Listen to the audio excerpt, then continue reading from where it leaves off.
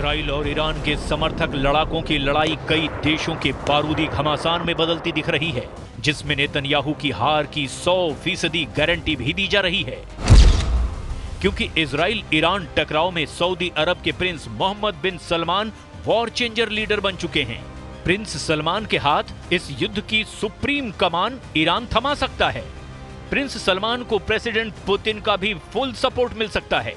यानी इजराइल के खिलाफ युद्ध में अब अरब वर्ल्ड का अलायंस उतरने जा रहा है। क्राउन प्रिंस मोहम्मद बिन सलमान को ईरान ने साध लिया है, जिसके साथ ही अरब वर्ल्ड का सबसे ताकतवर और दौलतमंद साथी ईरान के साथ आ चुका है। प्रिंस सलमान के ईरान के खेमे में आने का मतलब नेतन्याहू को अच्छी तरह मालूम है। सऊदी अरब और ईरान का गठबंधन खाड़ी युद्ध का रुख पलट सकता है। दो कट्टर और जानी दुश्मनों की पीस डील हो चुकी है। सौदेबाजी में ईरान को वॉर जोन में सपोर्ट मिलेगा तो प्रिंस सलमान ईरान से अच्छा खासा प्रॉफिट हासिल करने वाले हैं। ईरान की नई रणनीति का पूरा ब्यौरा देखने से पहले इसके साइड इफेक्ट का ट्रेलर देख लीजिए। युद्ध को बारूदी डोज की मात्रा बढ़ती जा रही है। हिजबुल्लाह ने इजराइल पर 60 रॉकेट दागे हैं। इजराइल में सिर्फ एक जख्मी हुआ, कुछ इमारतें टूटी, लेकिन बदले में इजराइल ने बेरूत को आधी रात से दहलाना शुरू कर दिया। रविवार की सुबह तक मिसाइलें बरसाता रहा।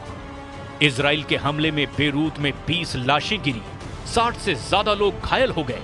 शहर के माली नुकसान का अब भी अंदाजा नहीं लगाया जा सका है। इजराइल अंधाधुंध बंकर बस्टर बम के धमाके कर रहा है, तो उधर हिजबुल्लाह फाइटर भी जोरदार पलटवार कर रहे हैं। लेबनान से इजराइल पर हिजबुल्लाह के रॉकेट और ड्रोन दागे गए। मध्य इजराइल में हिजबुल्लाह ने 60 रॉकेट की बौछार कर दी। इजराइल के डिफेंस सिस्टम ने बाकी 5 रॉकेट हवा में ही मार गिराए, लेकिन तेल अवीव के उत्तर में नेतन्याह और हर्जलिया सिटी में रॉकेट की बौछार जारी है। हिजबुल्लाह के रॉकेट अटैक का सबसे ज्यादा जोर मेटुला सिटी में दिखाई दे रहा है। लेबनान से रॉकेट दागे जाने के बाद मेटुला में भारी नुकसान की खबर है। उत्तरी इजराइल में मेटुला परिषद के प्रमुख डेविड अजोलाई ने 8 रॉकेट धमाके की पुष्टि की है। इन धमाकों से कई इमारतें खंडहर में तब्दील हो चुकी हैं। אנחנו מדברים כרגע על משא ומתן אפשרי להסדרה. האמריקנים מובילים את זה.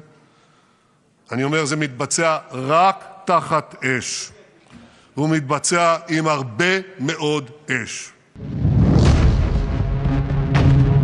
युद्ध में फाइटर ग्रुप की पूरी तरह पिटाई के बाद तेहरान ने नया ब्लूप्रिंट बनाकर सभी सहयोगियों से मुहर भी लगवा ली है। रातों रात हुए बदलाव के बाद ईरान समर्थक लड़ाका ग्रुप भी अब इजराइल पर टूट पड़े हैं। रविवार की सुबह लेबनान से इजराइल में भीषण रॉकेट हमला हुआ है। वॉर जोन की त्रासदी से अलग ईरान ने जो वॉर प्लान बनाया है, उसके बाद बेरूत के बड़े बम तेल अवीव में फटने का ऐलान हुआ है। पहले से कहीं ज्यादा मिसाइलें बरसने की हुंकार भी भरी गई। लेबनान से ज्यादा तबाही इजराइल में मचाने की मुनादी ईरान ने कर दी। इजराइल को अब हिजबुल्लाह भी मारेगा, हमास भी, हूथी भी और इराकी शिया फाइटर भी। जॉइंट अटैक में इजराइल को बम बारूद से पाट देने की प्लानिंग है। इजराइल के जंगी जेटों की काट इजराइल के टैंक, रॉकेट लॉन्चर और एयर डिफेंस सिस्टम का तोड़ जल्द इजराइल के सभी दुश्मनों के पास होगी। इजराइल के लिए अरब वर्ल्ड से ऐसी बैड न्यूज आई जिससे अमेरिका भी टेंशन में है। बाइडेन से ज्यादा परेशान 20 जनवरी को प्रेसिडेंट पद की शपथ लेने वाले डोनाल्ड ट्रंप हैं। अरब कंट्री से आए नए अपडेट ने वॉर जोन से बड़ा तहलका किया है। प्रिंस की दौलत, पुतिन के हथियार, ईरान का प्रहार, इजराइल में मचेगा हाहाकार। इजराइल के खिलाफ गठबंधन मजबूरियों से बना है। सभी के अपने अपने इंटरेस्ट हैं। सऊदी अरब, ईरान और रूस के एक पलड़े में आने की वजह आपको बताते हैं। ईरान को इजराइल से युद्ध जीतने के लिए हथियार चाहिए। ईरान को हथियार रूस देने को तैयार है, दे भी रहा है। लेकिन जंग जीतने के लिए जितने हथियार की दरकार है, उतनी दौलत ईरान के पास नहीं। ईरान की मजबूरी समझी जा सकती है। तो रूस भी मुफ्त में हथियार दे नहीं सकता, क्योंकि पुतिन खुद यूक्रेन जंग में उलझे हुए हैं, युद्ध के खर्चे से परेशान हैं। पुतिन को भी युद्ध जारी रखने के लिए बेहिसाब दौलत चाहिए।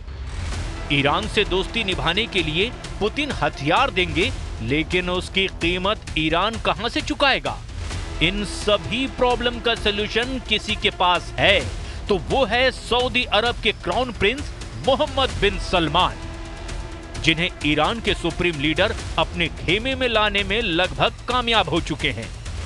अमेरिका ने अगर अड़ंगा नहीं लगाया तो अरब वर्ल्ड में बना नया अलायंस इजराइल को युद्ध में धूल चटा देगा। नेतन्याहू के खिलाफ ईरान ने सारे मोहरे सेट कर दिए हैं। खामनेई की वॉर डील सुपर पावर को सन्न करने वाली है। सऊदी अरब अब तक अमेरिका का सबसे बड़ा सहयोगी रहा है। प्रिंस सलमान ने अमेरिका की अनदेखी कभी भी नहीं की है। बदले हुए हालात में प्रिंस सुपर पावर को भी अनसुना कर सकते हैं, और ऐसा इसीलिए कि ईरान और सऊदी की डील डन हो चुकी है। ईरान के डिप्टी विदेश मंत्री माजिद तख्त रवंची ने सऊदी अरब के साथ स्थायी शांति की पेशकश की है। تنعقد هذه القمة امتدادا للقمة المشتركة السابقة في ظل استمرار الاعتداءات الإسرائيلية الآثمة على الشعب الفلسطيني الشقيق واتساع نطاق تلك الاعتداءات على الجمهورية اللبنانية الشقيقة। सऊदी विजिट पर पहुंचे रवंची राजनयिक संबंधों को मजबूती देने की पहल कर चुके हैं।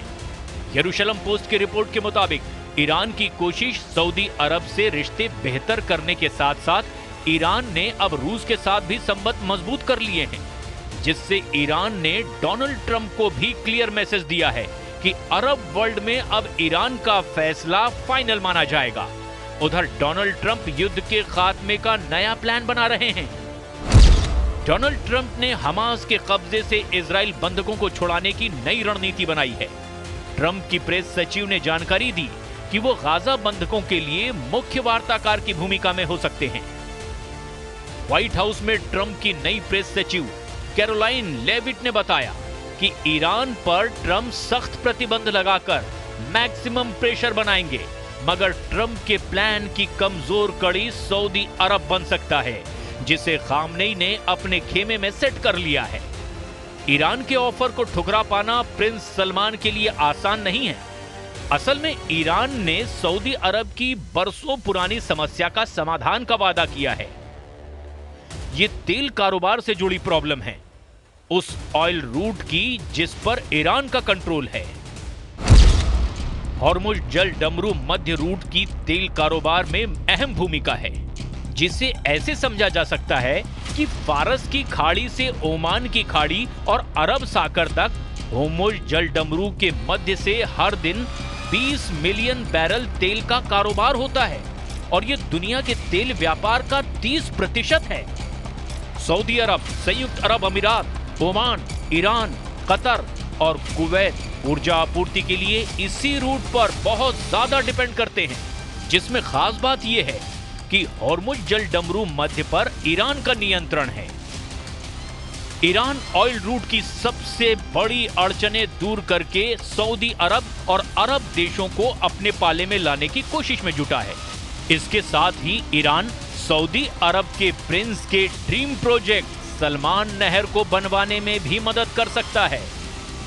प्रिंस सलमान ने साल 2015 में नए ऑयल रूट का प्रस्ताव पेश किया, जिसमें 950 किलोमीटर लंबी नहर बना करके अलग रूट से तेल कारोबार की योजना बनाई गई, जिसमें 950 किलोमीटर लंबी नहर अरब की खाड़ी को अदन की खाड़ी से जोड़ेगी, जो सऊदी अरब के पूर्वी प्रांत से यमन के रास्ते अदन की खाड़ी को जोड़ेगा, जिससे तेल कारोबार में कम वक्त लगेगा और बड़ी बचत भी होगी।